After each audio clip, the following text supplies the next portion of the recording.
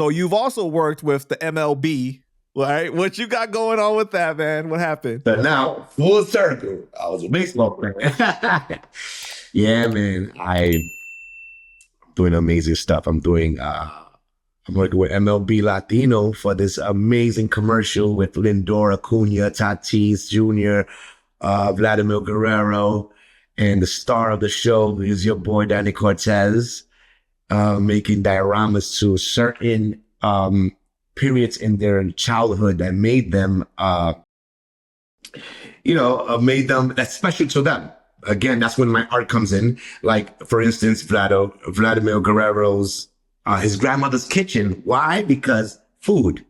Before a game, him and the players, the grandmother will cook for them. Or Tatis Jr., when his father would take him, to games or whatever, they'll stay at the hotel playing MLB The Show. Or in Cuba, they'll play street ball. So I'm making these scenes, and now they're in the gallery.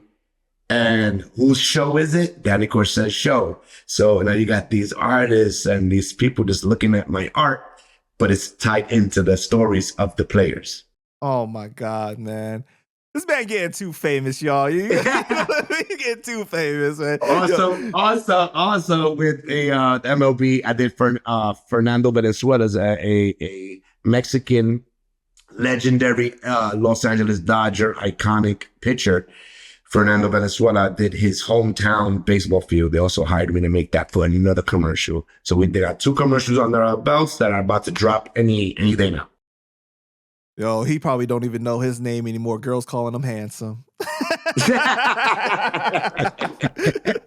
No, but like those people that turned their back on you and everything, right? When you needed them the most, have any of them tried to come back around? Plenty. I just say, what's up? How you doing? God bless you. There's nothing I could do. There's nothing I could do. I could just bless them, pray for them. And I can be an ear, but there's no financial gain with me anymore. Right. And you know what? I think that it's beautiful that you say that, because when we harbor resentment and hate and anger, it hurts us more than it hurts the actual person. Oh, maybe. But it's too much work. With that, and then I'll be thinking about you too much. And then anything that when you come to my mind, it's a negative energy. I don't want that. I don't want it. But you also did something with Toyota for the Forerunner Landia, right? The Forerunner Landia, yes, I did. They Shout given out away to that land. girl that won that too. Shout out, yes, man. And if you need some a building or anything to make, let us know. No, but Toyota took care of me very well, and we just recreated a dope ass land. They're like, D, if you had land, if we was to give you this land, what will you do?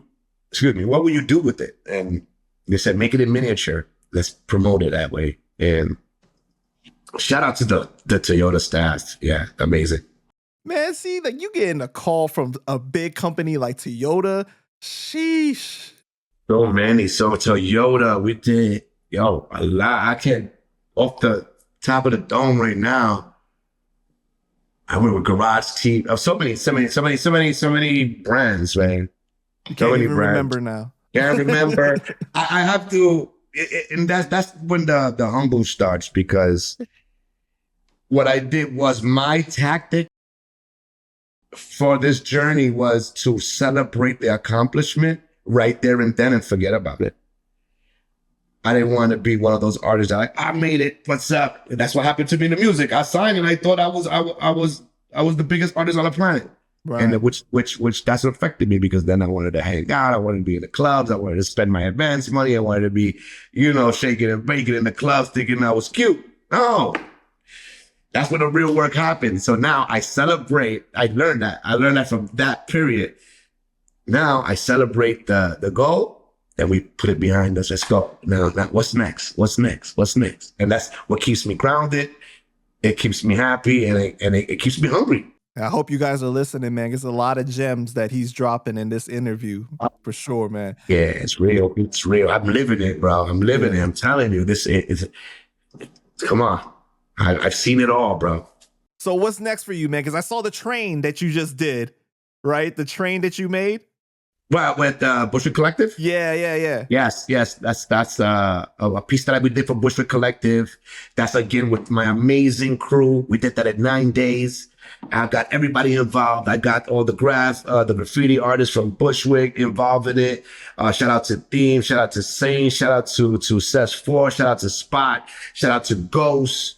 We got everybody involved in this project. I got the crew, Edward Rivera, my manager, Mike C. We all collaborated on this piece. And again, I came, put the details to it, made it realistic, like if we were in the Warriors, like if you're in the 70s, you know what I mean? We took it to that level. And we got so much going on, Panda Man. What's going on on my birthday, August 19th, we have an amazing drop. We have the fire hydrant.